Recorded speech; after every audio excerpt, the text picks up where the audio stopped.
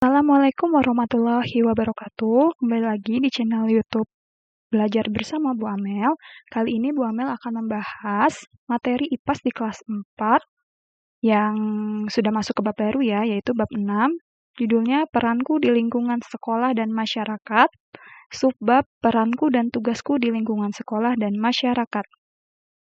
Oke, di bab 6 kali ini kita akan belajar ada 3 subbab yang akan kita pelajari. Yang pertama, peran dan tugasku di lingkungan sekolah dan masyarakat, yang hari ini akan kita bahas. Terus yang kedua, peraturan dan tanggung jawabku. Yang ketiga, interaksi sosial di lingkungan sekolah dan masyarakat. Pendahuluan dulu ya. Nah, sebelumnya di kelas 3, kamu sudah belajar mengenai peran, tugas, tanggung jawab, dan interaksi sosial di lingkungan rumah. Tapi tahukah kamu, selain di rumah, kita pun memiliki peran, tugas, tanggung jawab, dan juga melakukan interaksi sosial di sekolah dan lingkungan masyarakat? Nah, kita harus ingat bahwa manusia itu merupakan makhluk individu dan makhluk sosial, di mana sebagai makhluk individu, manusia itu memiliki keunikan sendiri. Sedangkan sebagai makhluk sosial, manusia itu membutuhkan bantuan orang lain untuk bertahan hidup. Jadi maksudnya keunikan sendiri di sini, dia punya pribadi yang khas, terus juga sifat, dan ciri fisik yang berbeda. Nah, sementara kalau makhluk sosial ini, kita saling membutuhkan satu sama lain.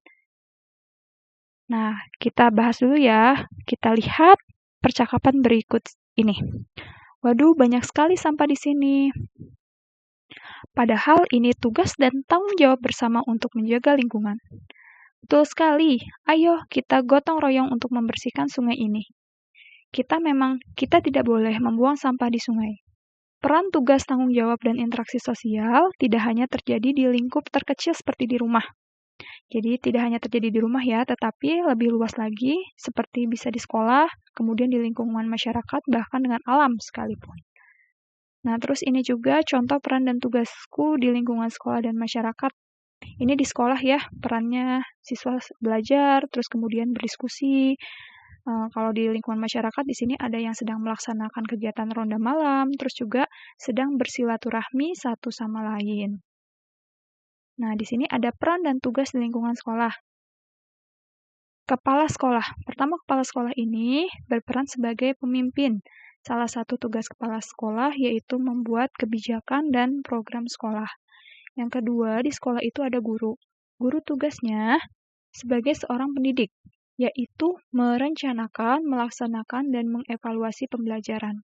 Kemudian ada peserta didik. Tugas peserta didik yaitu melaksanakan pembelajaran dan tugas dengan penuh tanggung jawab, menaati tata tertib sekolah.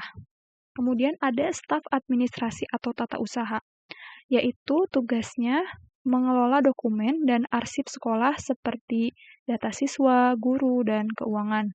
Kemudian ada penjaga sekolah. Nah, penjaga sekolah ini bertugas untuk menjaga kebersihan dan merawat fasilitas di sekitar lingkungan sekolah, serta mengawasi gerbang sekolah. Kemudian ada juga komite sekolah. Komite sekolah di sini tugasnya mendukung program sekolah dan menjalin hubungan yang baik antara masyarakat dan sekolah. Ini adalah peran-peran yang ada di lingkungan sekolah. Kemudian, peran dan tugas di lingkungan masyarakat.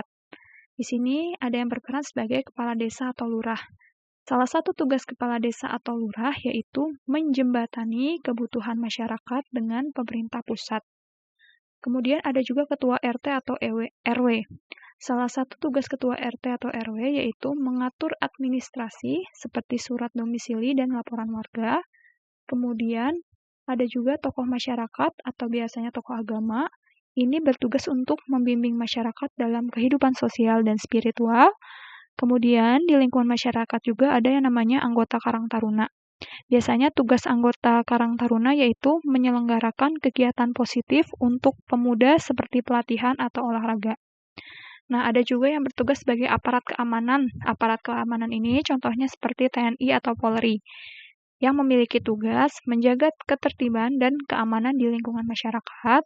Kemudian ada pengusaha lokal. Pengusaha lokal ini salah satu tugasnya yaitu menciptakan lapangan pekerjaan untuk warga sekitar.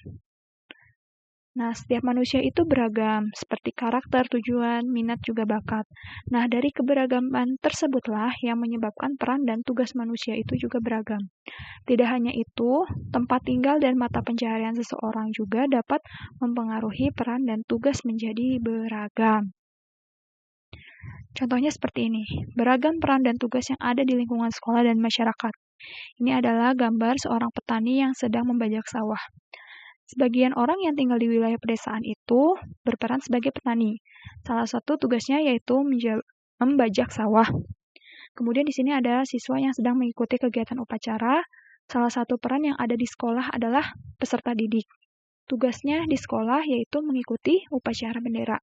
Kemudian ini ada di lingkungan masyarakat. Peran kita sebagai makhluk sosial yaitu memiliki tugas untuk saling membantu. Lalu ada juga interaksi kita dengan alam ya.